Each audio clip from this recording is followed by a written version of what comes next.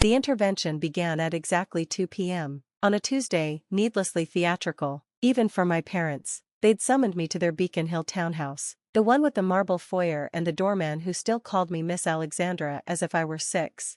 "Sit down, Alexandra," Dad said, gesturing to the chair across from his massive desk, the same one where he'd once told me I was wasting my life choosing social work over law, where he'd threatened to cut me off for dating beneath our station, where he'd accused me of throwing away my potential on bleeding heart nonsense. Mom stood by the window, arms crossed, every line of her tailored suit sharp enough to cut. She'd always been his enforcer, the one who delivered cruelty with a practiced smile. "We've been patient with you," Dad began, "more patient than you deserve, but your grandfather's death changes things." My chest tightened. Grandfather Thomas had died 3 weeks ago. The funeral had been a performance of tears and greed, relatives mourning, one eye on the casket, the other on their inheritance. He was the only one who had ever truly seen me. "We know you're expecting something," Mom said, her voice syrupy with false pity. "You were always his favorite, trailing after him, listening to his stories about building the business from nothing. He believed in you," Dad added, "but Thomas was sentimental, soft, he made certain misjudgments that need to be corrected." I stayed still, my heart beat even. Years of training had taught me not to give them the satisfaction of a reaction. "The family trust totals $47 million, Dad continued. "Thomas managed it personally. Now that responsibility passes to your mother and me, as it should. We know how to preserve the family's legacy," Mom said crisply. "You, however," Dad went on, "make $38,000 a year working with homeless veterans. You drive a 10-year-old Honda. You live in that Somerville apartment your grandfather paid for. That ends now," Mom said. "The subsidy's cancelled. You'll need to live within your means." "We're not being cruel," Dad claimed, though the smirk said otherwise. "You're 31. Time to stand on your own." I nodded. "Okay." Mom's eyebrows arched. "That's it? What would you prefer I say?" "Some acknowledgement of our generosity," Dad snapped. "We tolerated your career choice, let you waste your education on social work instead of joining the firm, never once demanded you attend society functions or contribute to the family business. Your grandfather enabled this fantasy," Mom added, "made you think it's noble to throw your advantages away on people who don't deserve them." Her contempt for the veterans I worked with made my jaw tighten, but I kept my expression neutral. "The trust will now be used appropriately," Dad said, "to support causes that reflect well on the family, to fund ventures that matter." "You'll receive nothing from the estate," Mom said. "Thomas left you trinkets, his books, that silly vintage watch collection, but the real assets stay where they belong." My phone buzzed in my pocket. I ignored it. "We're also ending your health insurance subsidy," Dad said, "and the emergency credit card, effective immediately. You wanted independence, now you'll have it." "Anything else?" I asked. "Yes," Mom said, "we're hosting the Winthrops, the Cabs, the lodges next weekend. You're not invited. We can't have you embarrassing us with your poverty crusade." "You'll never see a penny," Dad warned, rising to his feet, "and if you try to contest this, we'll make sure Boston knows exactly what you are, a disappointment, someone who chose failure over success." "Learn your place," Mom said, ice in her voice. "Behave, and we might throw you some consulting work, 'cause trouble, and you're done." My phone buzzed again, then again. "Someone needs you?" Dad sneered. "Tell your homeless friends you can't afford to help them anymore." I stood, taking out my phone. 3 missed calls from Robert Chin, the family's estate attorney, the same Robert Chin who'd worked with grandfather for 30 years, who'd met with me every month for the past 5. "I should take this," I said. "We're not finished," Mom snapped. "Actually," I said quietly, "I think we are." I answered. "Robert, what's going on?"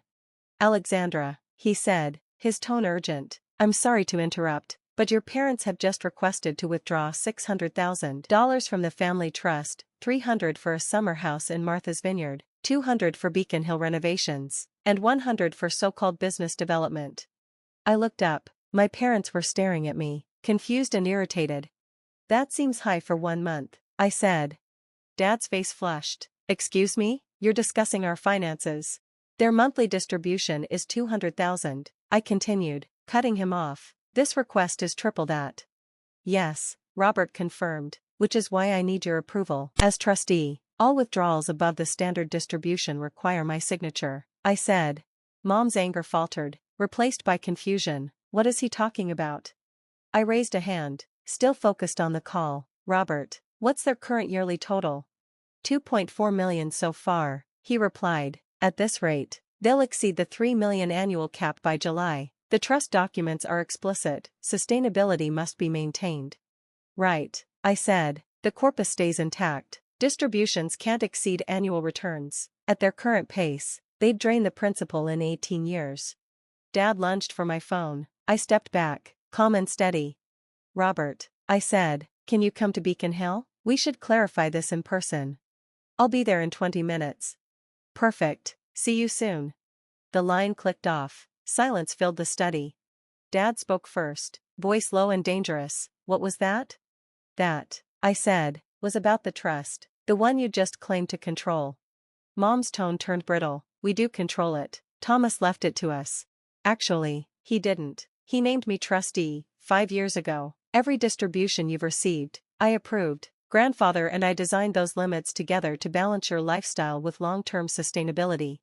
Dad's laugh came out sharp and forced. Don't be ridiculous. You're 31. You have no financial background. I have 5 years of experience managing a $47 million trust under grandfather's direct supervision. Every investment, every report, every fiscal projection, he trained me himself. Mom's eyes narrowed. You're lying. He'd never put a social worker in charge of the family fortune. He didn't. He put a trust manager in charge. The social work was secondary. While you thought I was wasting time, I was in his office twice a week learning portfolio management, estate planning, tax strategy, and fiduciary law. Dad's hands trembled. If this is true, and I doubt it, you've been deceiving us for years. No, I said evenly. I've been doing my job. Grandfather wanted me to learn quietly, without interference. He said knowing would change how you treated me. Mom shook her head. This is insane. Robert Chin would never agree to that. Robert helped write the succession plan. He's been CC'd on every monthly report I've sent you, the ones you never opened because you assumed they were just administrative updates. The doorbell rang. My parents exchanged a panicked look. That would be Robert, I said. Shall I get it, or would you like to? Dad's face had gone pale. Alexandra, if you're lying. I'm not, but you can ask him yourself. I walked to the door, heart pounding but steps measured. Robert Chin stood in the hallway, briefcase in hand, his expression composed, his eyes gentle. Hello, Alexandra, Mr. and Mrs. Whitmore. He nodded politely to my parents. Robert, Dad said quickly, tell me this is a mistake. Tell me she hasn't been managing the family trust. I'm afraid I can't, Richard, Robert said, because it's true. Mom actually swayed. This can't be happening. Perhaps we should sit, Robert said mildly. This seems surprising, though I'm not sure why. The monthly reports were quite clear. Back in the study, Robert opened his briefcase and withdrew a thick folder. Thomas Whitmore executed a new declaration 5 years ago, he explained. He appointed Alexandra as trustee, granting her full discretionary authority over distributions and investments. I witnessed the document, as did Judge Matthews and Thomas's accountant. Why? Dad demanded. Why would he do that? Because he watched you both spend recklessly for decades, I said softly. He saw how you treated money as a right, not a responsibility. He knew that left unchecked, you'd deplete the fortune within 15 years. That's absurd, Mom said. We've built businesses, maintained properties. With trust funding, Robert interjected gently. Mrs. Whitmore, your consulting firm has run at a loss for 6 years, sustained only by monthly distributions of $40,000. Mr. Whitmore, your venture fund has posted negative returns, 14 failed investments out of 16. Dad flushed crimson. How dare you? Just facts, Robert said calmly. Facts Alexandra has been documenting for years. Without her oversight, the trust would already be in deficit. Mom's voice wavered. What decisions are you talking about? I unlocked my phone, opening my notes. 2 years ago, you wanted to invest $3 million in a tech startup run by your college roommate's son. I looked into it. No viable product, no revenue, a CEO with 2 bankruptcies. If I hadn't vetoed it, the loss would have been catastrophic. I denied the distribution. I said, the company folded 6 months later. That was just bad luck, Dad muttered. Last year, you wanted to buy a commercial property in Cambridge for $4.2 million. I had it assessed independently. The foundation alone would have cost $2 million to repair. And the rental income wouldn't cover maintenance. I denied that one too. 3 months later, it sold for 2.8, after the structural issues came to light. Robert nodded. Alexandra's oversight has saved the trust between 12 and 15 million in failed investments. She's also increased the portfolio by 32% through conservative, sustainable strategies. The trust was worth 36 million when I took over, I said. It's now worth 47. Grandfather wanted long-term stability, not short-term indulgence. Mom sank into a chair. You've been controlling our money this entire time. I've been managing it, I corrected. According to grandfather's plan and fiduciary best practices, your standard distribution is 200,000 a month, 2.4 million a year. The trust earns roughly 3.5 million annually. The excess is reinvested to guard against inflation and volatility. We need more than that, Dad said, his voice tight. The Beacon Hill property needs work. The Vineyard House is an investment. The Beacon Hill property was renovated 18 months ago, for 300,000. The Vineyard House is a luxury, not an investment. And your so-called business opportunities? I glanced at Robert. Country club upgrades and a boat. Robert confirmed. Hardly strategic expenditures. Mom's eyes flashed. You're punishing us. This is revenge for how we treated you. No, I said evenly. This is me doing the job grandfather trained me to do. If this were revenge, I'd point out that at your current pace, you'll exceed the annual limit by August. Dad frowned. What happens if we do? The trust reduces your distributions the following year to balance the overage. Overspend by 600,000 this year, and your monthly payments drop to 150,000 next year. The color drained from both their faces. We can't live on 150,000 a month, Mom whispered. I smiled faintly. Then you'll have to make adjustments. That's what you told me earlier, remember? Live within your means. Robert cleared his throat. For the record, Alexandra's been more generous than required. Thomas's trust documents gave her the right to reduce your distribution to 100,000 a month from the start. She chose not to. Instead, she maintained the higher rate and only intervened to stop financially reckless requests. Dad's voice cracked. Why? Because you're my parents, I said softly. Because grandfather loved you, even when you made it difficult. Because I don't want revenge, I want to protect what he built for the generations after us. Mom stared at me. You let us believe we controlled everything. You never asked, I said. You never read the reports or checked the ledgers. You just assumed control, and treated me like a failure for not flaunting my success. Robert slid another folder across the desk. There's also the matter of the Somerville apartment. The one they're evicting me from? I asked. The trust doesn't own it, Robert said. Alexandra bought it herself. 4 years ago. The payments you saw in the records came from a separate inheritance, 1.2 million from her grandmother's estate, invested wisely and used for the purchase. Dad's mouth opened, then shut again. We thought.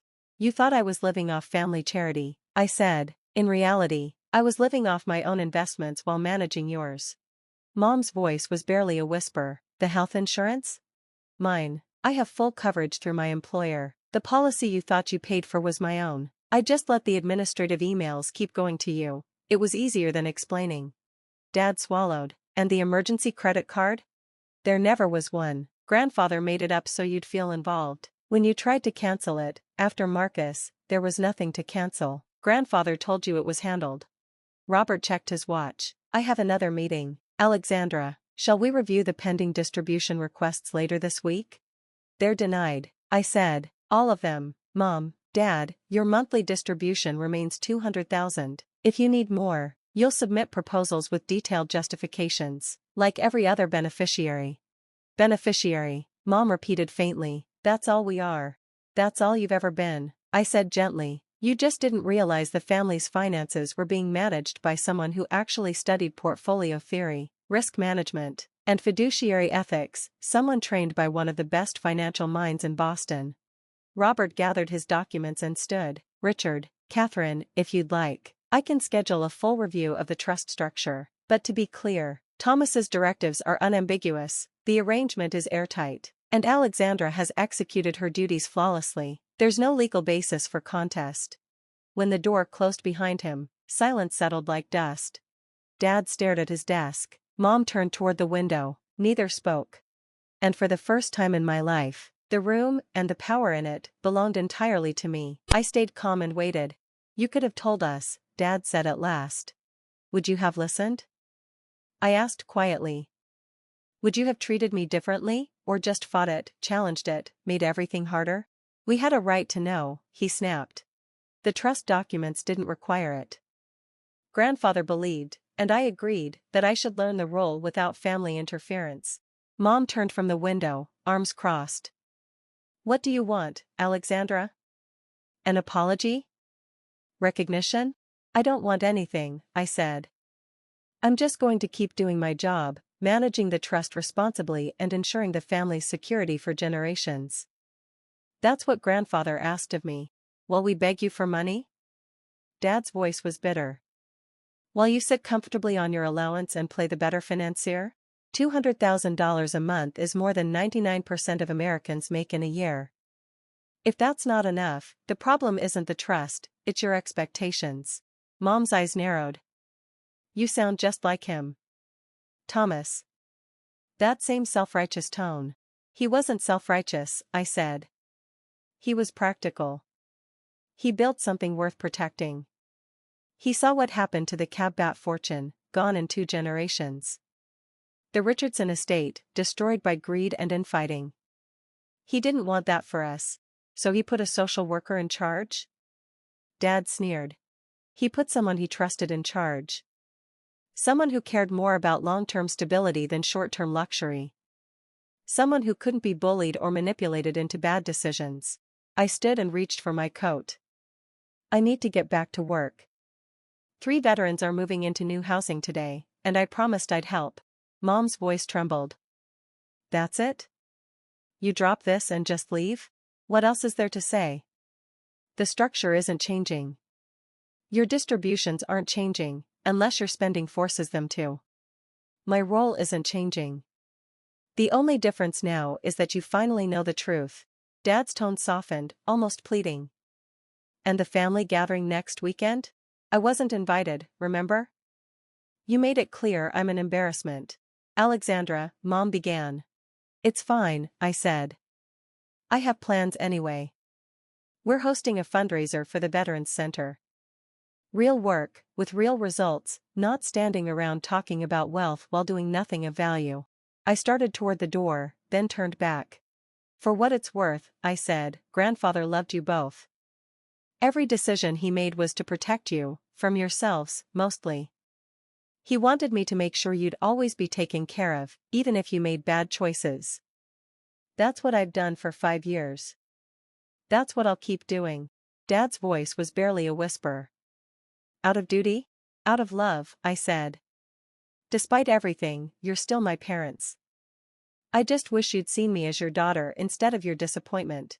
I left them sitting in the study, surrounded by the luxury they thought they managed, finally understanding who actually did. My phone rang as I drove back to Somerville. Marcus, my coworker. Hey, he said.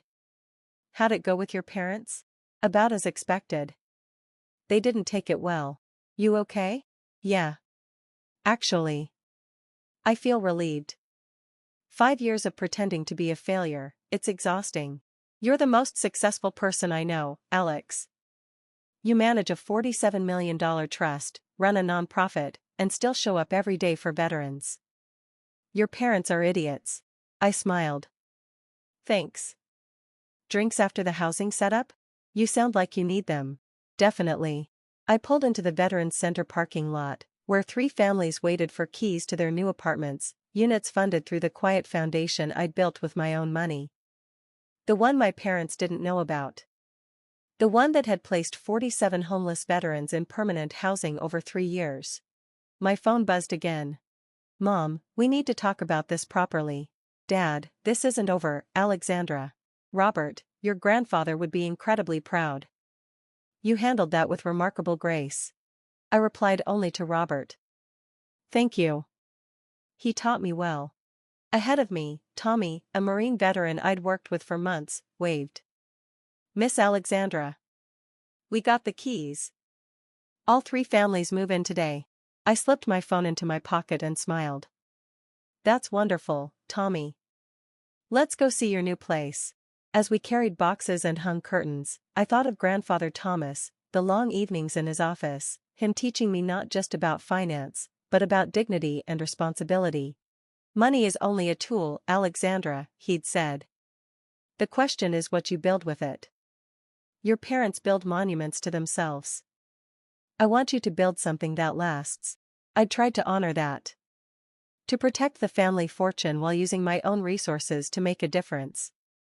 It meant living modestly, driving an old car, and letting my parents believe I was struggling. It had been worth it. My phone buzzed again, a group text from my Uncle Christopher. Just heard the news. Unacceptable. Family meeting this weekend. Alexandra needs to be held accountable. I looked at the message, then at Tommy's daughter choosing her bedroom, at Maria crying happy tears in her new kitchen, at James running his hands over the countertop in disbelief. Let them have their meeting. Let them rage and scheme. I had better things to do. I had a trust to manage. Deterrence to house. A legacy to honor. My parents had told me I'd never see a penny of the family money. They were right. I'd never wanted to see it. I'd been too busy managing it. Sometimes the quietest person in the room holds the most power. Sometimes the family disappointment is the only one truly succeeding. And sometimes, the best revenge isn't revenge at all, it's simply doing your job well while everyone else unravels. As I helped Tommy hang curtains, my phone buzzed again with frantic family messages. I didn't check them. Tonight, 3 families would sleep safely under roofs they'd earned. That mattered more than anything my parents could threaten or promise. Grandfather Thomas had taught me that. And he'd taught me everything else I needed to know.